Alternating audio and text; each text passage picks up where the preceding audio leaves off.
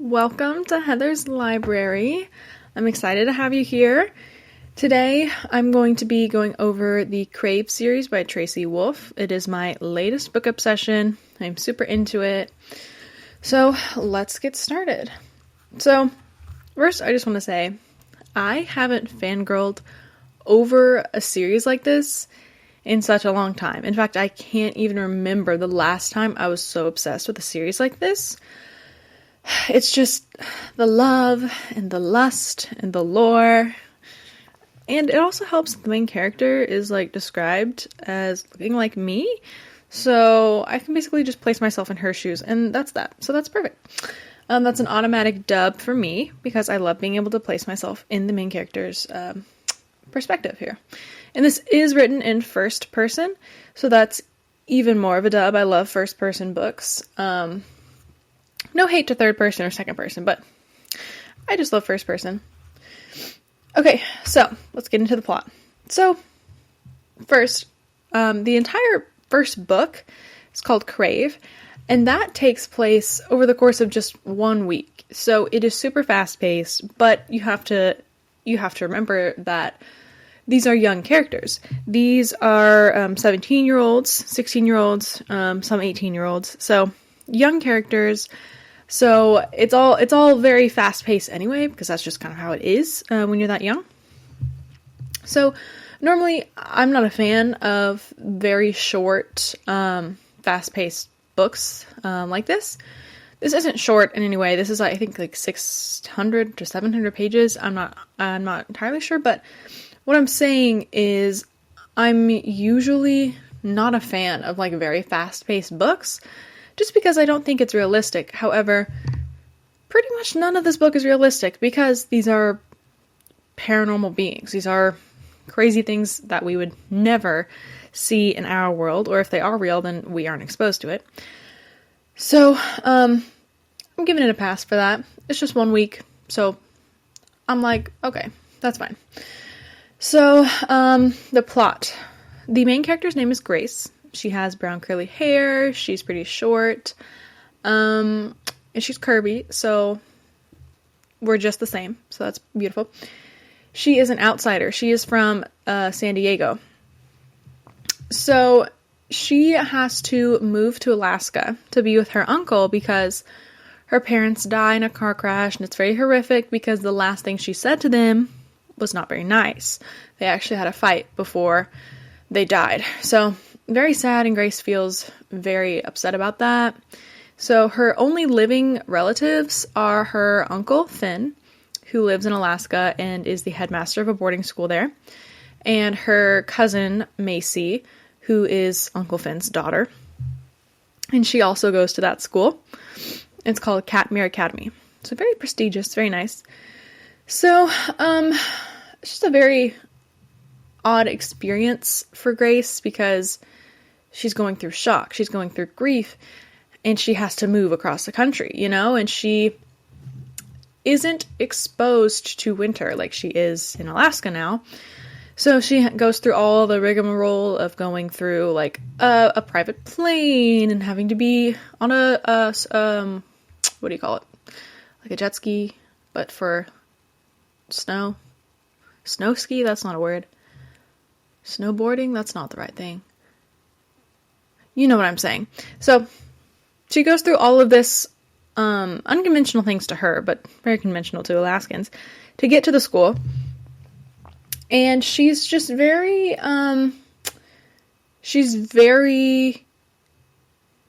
upset about this. She doesn't like the way everything feels very foreign to her. She doesn't like the way that she's displaced, but she is super, super happy and emotional whenever she gets to be with her family that she hasn't seen in a long time. And this actually, there were a lot of times where I was actually almost brought to tears because her Uncle Finn, she describes him as being very much like her own father. There are times whenever he hugs her and it feels like her dad is hugging her, or he smells like her dad, and it's just so sad. And this little girl is so freaking strong. It's incredible to me. So, during her first night there, when she's actually waiting for her Uncle Finn to come get her because he's working on something, whatever, she actually meets this boy, Jackson, and he is very dark and brooding, and he's got something mysterious going on, so it's already a very interesting connection there, and they actually kind of get a little close in the common room. He's, like, pretty much putting her under a microscope and just, like, questioning her, and then she doesn't really react in the way that Jackson expects, and you can tell that because Jackson kind of backs off for a minute, and then he gets closer to her and, like, gives her a warning and says, you know, just keep your eye out, like, watch your back, like, you know, things aren't always as they appear. And that makes Grace just more confused about this entire situation. Like, why would this random boy be interested in her safety? She is with her family. She's going to be as safe as she possibly can. So, already there's something going on, and then her Uncle Finn comes, and then she turns around, and Jackson is just gone. Like, he was never even in the room with her. So she already has her suspicions about things. She's already a little confused. So, throughout the book, her and Jackson kind of form this weird friendship, relationship thing, and then she doesn't really know what it is, and Jackson, we know eventually that Jackson knows exactly what it is, but it's very interesting. It's, like, very reminiscent of Bella's experience with Edward, except Jackson never really backs off from Grace. He's, like, very much from the get-go. He's very much head first into this. He's not going to hold back how he feels. Whereas Edward, of course, was like, I don't think we should be friends. And he even left for a little bit to figure out what he wanted to do. And, you know, so they're, like, head first into this thing. Grace doesn't really know what it is. Jackson already knows. And that brings me to my next point.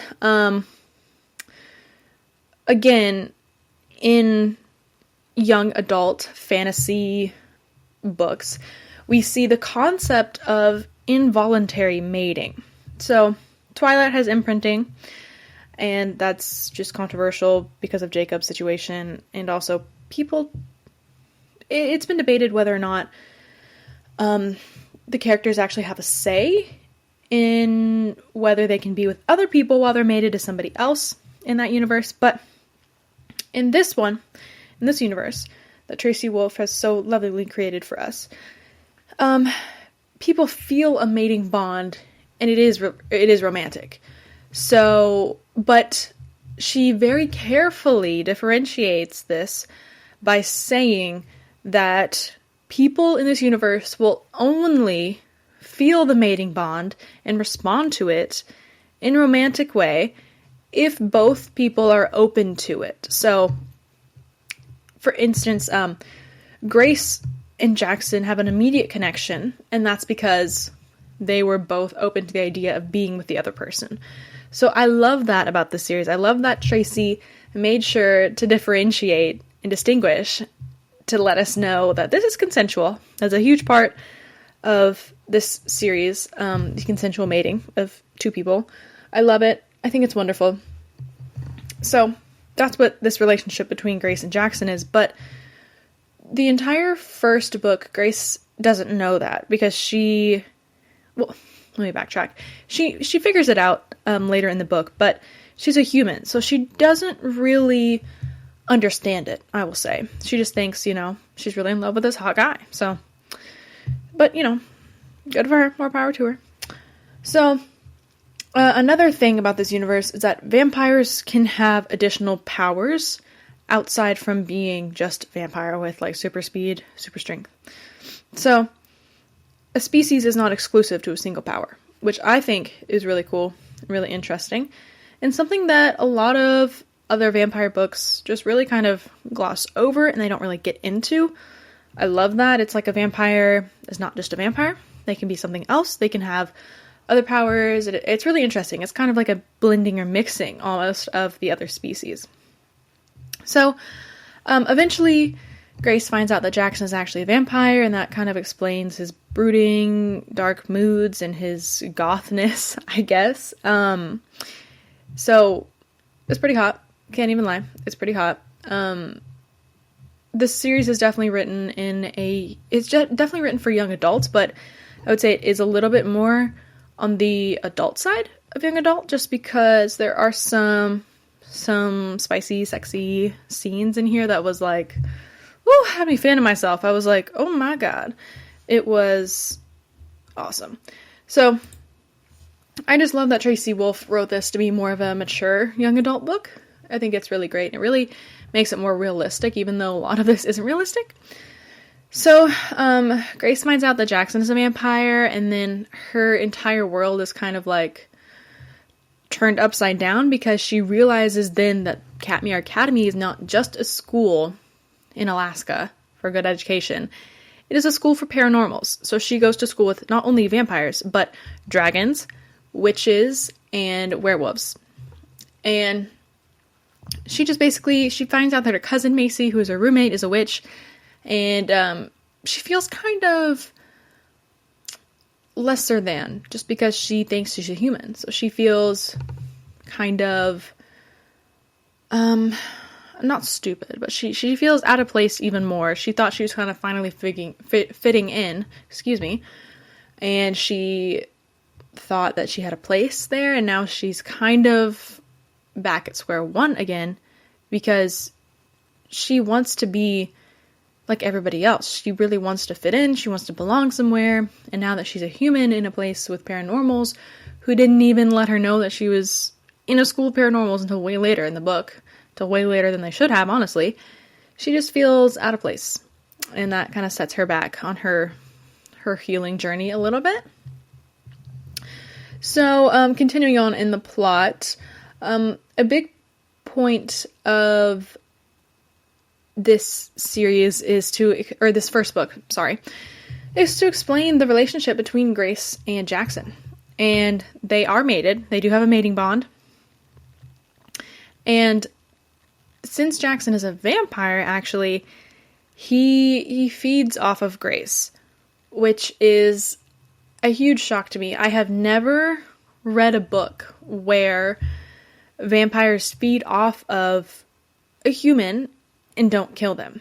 I've read books where vampires will drink other people's blood that's been like donated to them sterilely, like in a cup or like in a little blood bag or whatever. And in Twilight, they can't even feed off of humans like that because they go into a frenzy. So this is so sexy to me. I was like squealing in my seat when I was reading this, because Jackson feeds off of Grace, and oh my god, this brought me to my knees. I was so weak. Vampires can bite their people or whoever they're feeding off of and give them pleasure. I was so shocked, and I was like, thank you, Tracy Wolff. This is exactly what I needed. I think this is so hot and so sexy, and I love every part of it. So, vampires, their bites depend on the intention of the vampire itself. So, vampires in this universe can bite for pleasure, like Jackson does with Grace, and they can also bite to kill their prey, just to feed on them, just to get blood, or to make another vampire. And they refer to those vampires that have been bitten and changed as made vampires. So, in this book, Jackson just feeds off of Grace to give her pleasure, which I thought was so beautiful, so lovely. I was just fanning myself. Oh my gosh. I've never wanted to be fed off of by a vampire so bad. So, anywho, moving on. Tracy Wolff, the author, describes the emotion incredibly well in this book. She has such a grasp on exactly what she needs to say to make the reader understand and to make the characters believable in their emotions. So, my heart ached whenever Grace talked about Uncle Finn reminding her of her dad. There's a point where, it's in the beginning of the book, I believe, whenever Grace is just laying in her bed and Uncle Finn like comes in either to tuck her in or to wake her up. I can't remember. And he just hugs her and Grace just starts crying and she doesn't even realize it because she hasn't had a hug from her dad in so long because he's dead. And I just, oh my gosh, that just hurt my heart so bad. I just wanted to scream and cry with her. I'm so sad. And as I just said, I got really into the scenes wherever her and Jackson were getting steamy and Jackson was feeding off of her. I was just like, this should not, as a human, this should not be sexy to me, but oh my God. It just really captivated me. Every single part of this captivated me. And Tracy Wolff is a wonder to this world. Absolutely incredible. So, moving on, after Grace discovers this is a school for paranormals, it's revealed by Jackson that somebody is trying to kill her. So she has had multiple run-ins so far of almost being killed or being severely injured. The first time is when she falls from a tree really high up. And then the second time, a chandelier almost comes down on her head. So Jackson is like, girl, somebody's trying to kill you. And Grace is like, I'm just a human. Like, anybody could kill me at any moment with ease. So she, as the plot continues, Grace discovers more about Jackson's past. And she finds out that Jackson actually killed his brother because his brother was trying to instigate a war between the paranormals, which is a huge, huge mistake because obviously this is incredible power that you don't want to be involved with if you're just a human. Like, you're gonna get clapped immediately, for sure. So, Leah is Jackson's brother's ex-girlfriend, who Jackson doesn't really like anymore just because he thinks that she was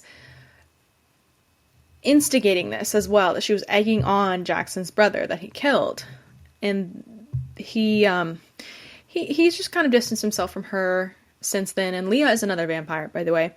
So Grace actually has multiple encounters with Leah, and she doesn't understand why Jackson is backing away from her, and she thinks it's really sad that the relationship has deteriorated since the death of Jackson's brother. So it's Grace who actually convinces Jackson to be friendly with Leah again after all the stuff that went down. This is a huge mistake because Leah actually ends up bringing them some tea that is not roofied, because they don't make roofies anymore. What do you call it? It's drugged. And so Jackson ends up passing out and Grace ends up passing out, and then she wakes up and she has been tricked into a spell in which she is the vessel for magic at the hands of Leah. So Leah tries to bring Jackson's brother back. And, I didn't say yet. Jackson's brother that he killed, his name is Hudson. So Leah tries to bring Hudson back through a spell in which Grace is like the vessel for the magic. So Jackson, while this is happening, Jackson literally like shakes the entire building and brings some of it at least down so that he can get to Grace and save her. Which he thinks he does. He thinks he saves her because, like, a few days later, everything's good and Grace just has, like, a few cuts and bruises and, all that stuff from being, human sacrifice that, comes with the territory. They think everything's fine until the very end of the book, and I mean the very, very end. Hudson is in the hallway of the school and he attempts revenge on Jackson. And Grace actually ends up saving the day by stepping in between them. And that's when the book ends. That's when the first book ends. So I was like, oh my God, I was on the edge of my seat because Grace is a human. She's gonna die. Like, bro, why would you do that? I get you love him, but Jackson is a vampire. He can handle himself, baby girl. So that's where the first book ends. This brings us to the second book, which is called Crush. And basically it starts with Grace just going to school again. And she's like walking around and all these people are very confused and looking at her, and she doesn't understand why everybody's looking at her like this. She's just going to class normally. Everything seems fine to her. And then, very soon, it's revealed in the book that she is a new species. Well, not really a new species. She's part of an old species that hasn't been seen for thousands of years. So she is a gargoyle. She is the first of her kind in a very long time. And that's what happened at the end of the first book. It's explained to her that she's a gargoyle. She transformed to stone to save Jackson. But she transformed to stone while Hudson was fading, which in this book is when a vampire moves super fast. So she transformed to stone while Hudson was fading, while she was in between them and trying to interfere in their little situation, which effectively trapped Hudson and Grace in her mind. So this is where it gets more complicated and we get more into the lore. So, at first, she just tries to come to terms with her new identity as a gargoyle. She believed that she was a human all of her life, and this kind of manifests later in the series and later in the book as anger, because she is upset with her parents. She knows that her parents had to know something about her identity, and she knows that her parents had to have some idea about who she was. So she goes into depth a little bit about her confusion and anger because these people she loved are dead, but she knows that they knew and they didn't tell her, and all this stuff, all this confusion that she's feeling right now could have been aided if they had just told her while she was young. So Hudson is trapped in her head. She can hear him, and after a visit with a very old ancient vampire called the Bloodletter, she can see him. So the Bloodletter gave her some instruction on how to build a wall in her mind so that Hudson couldn't control her body, but she could see him and hear him, although nobody else could. So she's kind of going crazy. She's a little mad right now, but we love it. It's part of the book. We love it. So she, in her head, at first she is horrified because this is Hudson. Jackson has told her that Hudson is a murderer and he is crazy and he will kill people and that he will use people. And Hudson's power that we know of, that's revealed in this book, Hudson's power, other than just being a vampire, is the power of persuasion. So he can persuade people to do whatever he wants, which is why the first book happened, because he persuaded Leah that she would love him forever, which led Leah to, try to perform the spell that would bring Hudson back, and it ended up botched because Hudson is now in Grace's mind, whatever. And that's also how he ended up killing those students. He convinced some students that they needed to kill the other students. So that's why he's labeled as a murderer. So his power is persuasion. So Bloodletter gives Grace some good advice to build up a wall so that he cannot persuade Grace or control Grace in any way. But she explains that that wall that Grace has built will slowly break down over the course of a week to 2 weeks. Who knows? Because Hudson is super incredibly powerful. So Grace and Hudson at first are very iffy with each other. But then their banter quickly turns to be very tense and full of chemistry. So there's even a part where Hudson, in his physical manifestation from Grace's head, scrapes his fangs along her neck very seductively. And she's still with Jackson at this point, but I was like, okay, get you a little something. Okay, I will stand for this because I love a bad boy. I'm a victim to that myself. I love that. It was, got me all hot and bothered. I was like, oh my god. Okay, so I even started to fall for Hudson and Grace, but nothing was official at all.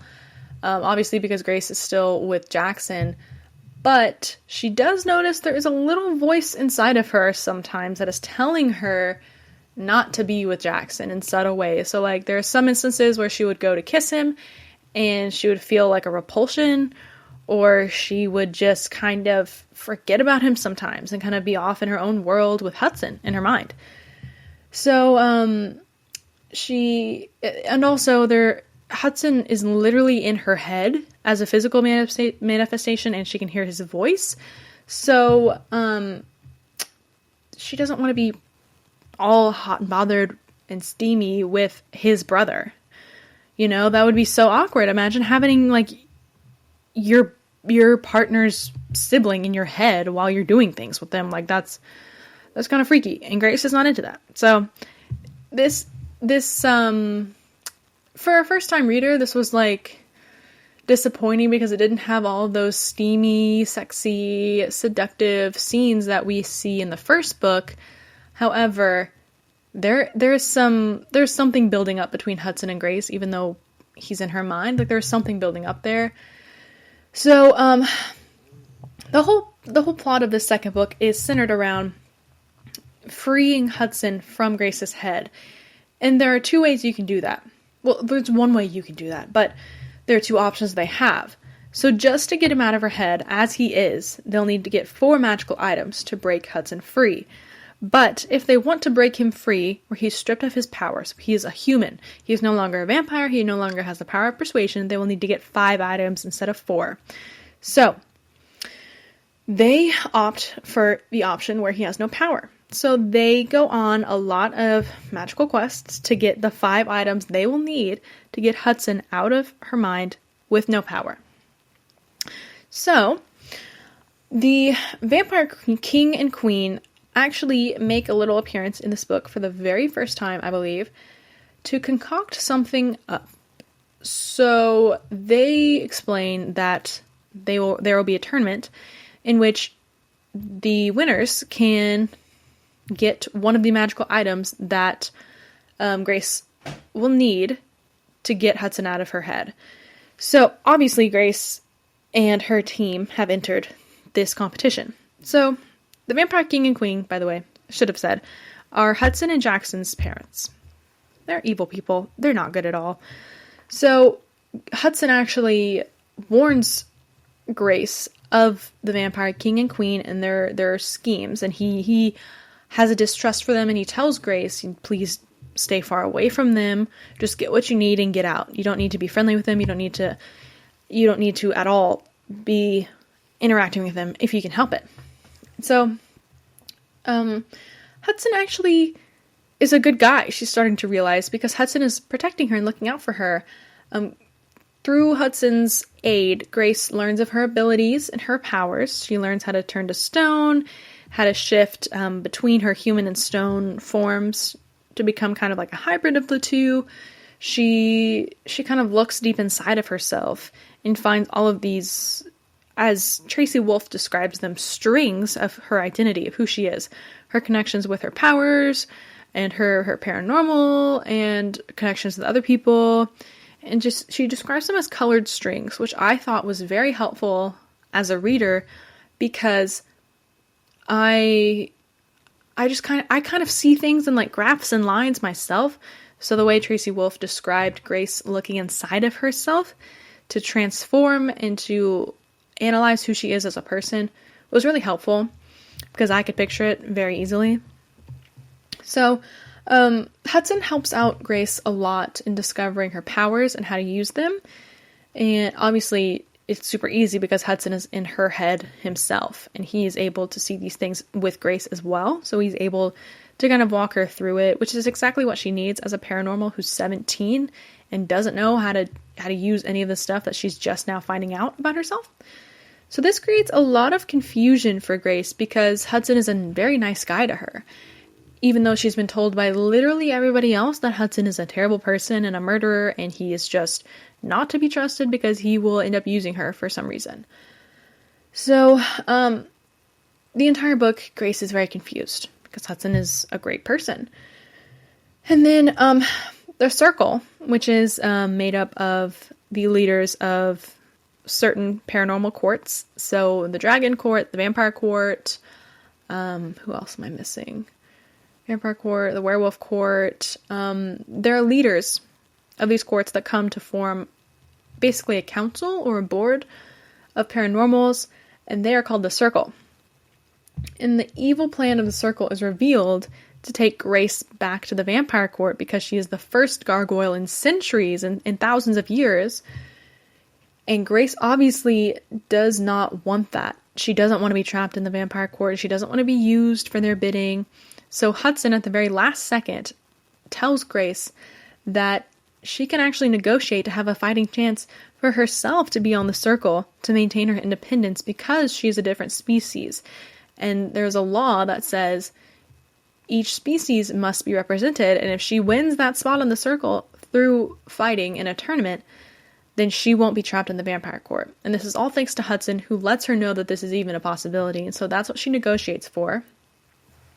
So they end up going on these side quests so that they can free Hudson from her head, but by the time of the trial, they only have 4 items. They do not have 5. So that means Hudson will have to break free from her head with his powers. He will have to be out of her head with powers. And right before the trial, her opponents end up breaking the mating bond between Jackson and Grace. And it is so incredibly sad and heartbreaking and painful. They actually, it's revealed in the end of the first book in the epilogue that Jackson he didn't want to be mated to Grace because he knew that she was part of some plan. And so, in order to protect everyone, he actually went to the Bloodletter and asked for a spell to break the mating bond because he didn't want Grace to be part of the plan. And so he grabs the spell, and then he ends up throwing it away, not thinking about it. He's like, I actually decide I want to be mated to her, so I don't need the spell anymore. So he throws it away, not thinking about it, and that's the epilogue of the first book. So at this point in the book, in the second book, it's right before the trial, before Grace competes to win her independence and to win a spot on the Circle as the Gargoyle Queen. Her opponents find Jackson and Grace outside the arena, and they hold them back, and they read out the spell that Jackson threw away because they found it somehow, and now they're using it against them. And Jackson is so incredibly sad and remorseful, and he's just apologizing the entire time, and he's just like screaming, help, stop, no, please. And the spell works, and their mating bond is broken. And they just, for a long time, they just lay on the ground. They describe it as like part of their souls being ripped out of their body, as a huge emptiness, as a hole, as something that was just like breaking them as a person, not just a breakup. It's just part of who they are, and it's been cut out of their identity after finding out what it is, and it is so sad and awful. But Hudson again is there for Grace in her head and is telling her, you have to get up, Grace, otherwise you are going to be even more miserable. You're going to live a life in the Vampire Court. You're gonna be tortured, or you're gonna be used in their bidding. You need to get up. So I love Hudson. He actually motivates her enough to get off the ground, to check on Jackson, to make sure he's okay, and he's definitely not, but Grace has no choice but to go in and fight. So right before she walks onto the field, she's in the arena now, in the hallway, and she gets all of the 4 magical items that she has, and she completes the ritual so that Hudson can be free of her mind, and he is. He ends up breaking free of her mind through the spell. He has his power still because they only could get 4 magical items before the tournament. And it's a very sweet moment. He's still helping her. He's motivating her even though he's on the outside of her mind now. And he's so sweet and so nice. And she goes through the trial. She ends up, spoiler, she ends up winning the trial, which means by default she is the Gargoyle Queen, and she wins a spot on the Circle as the representative for the Gargoyle Court. So, the Vampire King was not suspecting this would happen at all, of course, and he was very pleased that Jackson and Grace's mating bond was broken, because in the trial for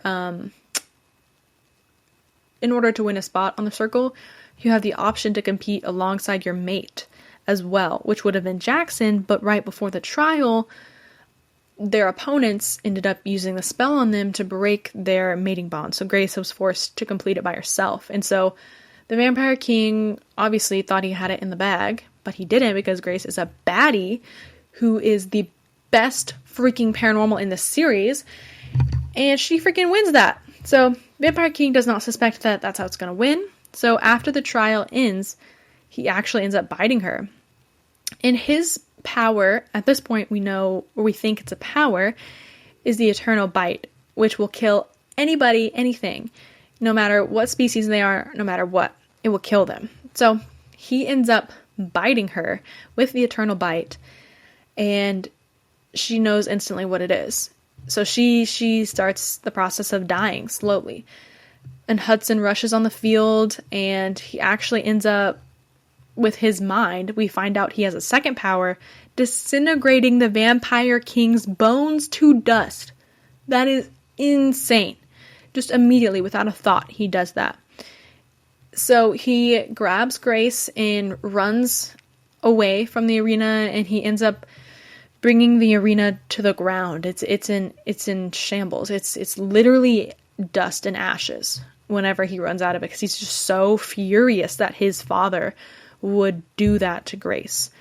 So Hudson ends up handing her over to Jackson, because Jackson's like, give her to me, please.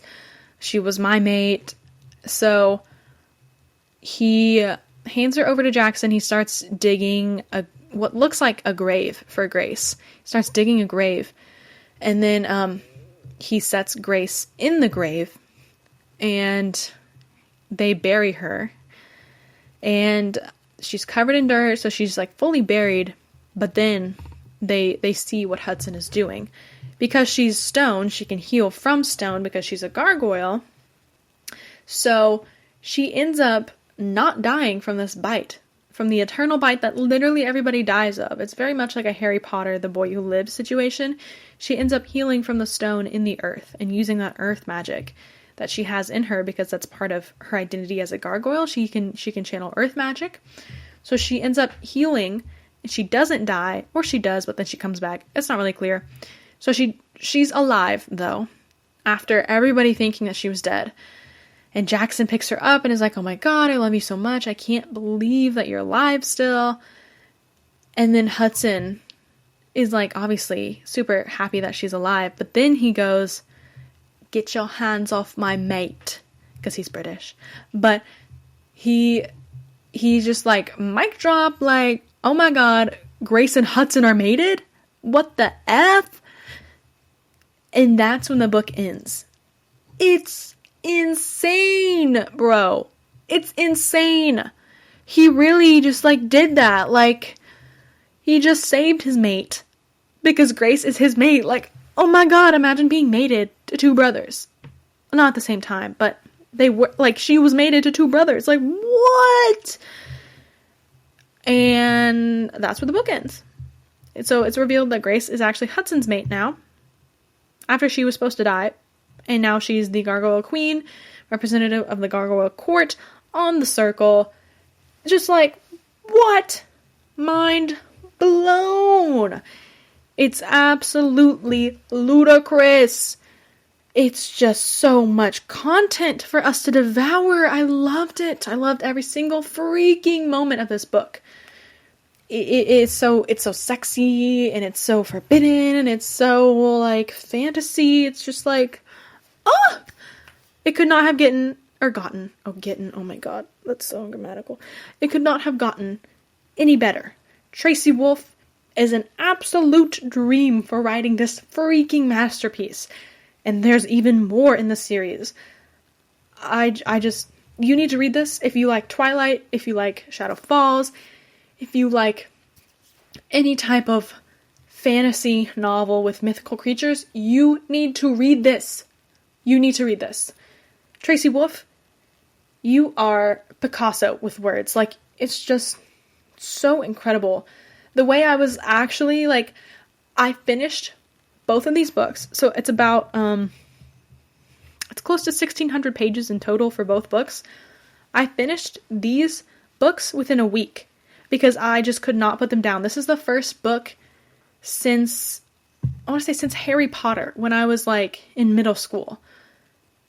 This is the first book since then that I just literally could not put down. There were multiple nights where I stayed up like 3 hours past my bedtime because I just couldn't stop reading. I genuinely mean that. These books are 5 stars for me. 5 stars, no notes. Tracy Wolff, 8 and left, no crumbs. Incredible. Incredible. You absolutely need to read this if you love mythical beings and if you love romanticy. You need to read this. Absolutely need to read this. There are 6 books in the series total that I know of. I haven't finished them all. I am on the 6th book. I'm 53% of the way done, according to my Kindle. So I'm sure I will have another book to review somewhere after this episode goes out. So be on the lookout for that. That's all I have to say without spoiling too much, because I want you guys to have a wonderful first time reading these books. It's absolutely wonderful, and I recommend Tracy Wolff as a romanticy author for sure. So thank you for listening. Go out and get yourself some Crave and some Crush, and then devour the rest of the books along with me. Thank you for listening.